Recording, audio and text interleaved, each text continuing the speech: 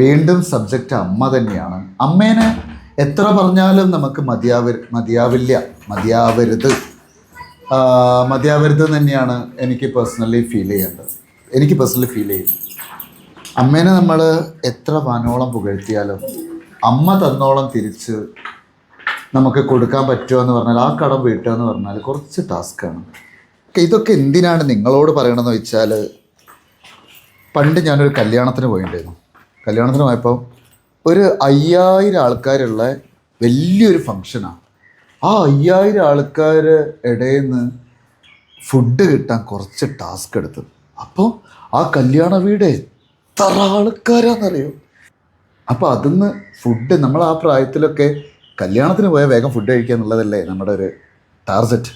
അപ്പോൾ അവിടുന്ന് ഫുഡ് കിട്ടാൻ വേണ്ടിയിട്ട് നല്ല ടൈം എടുത്തു. ആ 5000 കൗണ്ട് ഇപ്പോഴും എൻ്റെ മനസ്സിലുണ്ട്.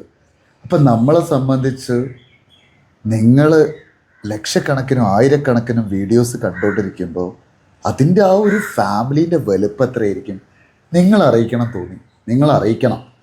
മാത്രമല്ല, എനിക്ക് ഡാൻസൊക്കെ കളിച്ചിട്ടും നിങ്ങളെല്ലാവരും ഒരു സപ്പോർട്ട് ഭയങ്കരമായിട്ട് കിട്ടുന്നുണ്ട്. അതുപോലെ വീട്ടുകാർക്കും ഉണ്ട് ആഗ്രഹം, ഞങ്ങളെ പേര് പറയണം, അമ്മേനെ പറയണം, അച്ഛനെ പറയണം. അതിന് വേണ്ടിയിട്ടാട്ടോ ഞങ്ങൾ ഈ വീഡിയോ ചെയ്യുന്നത്.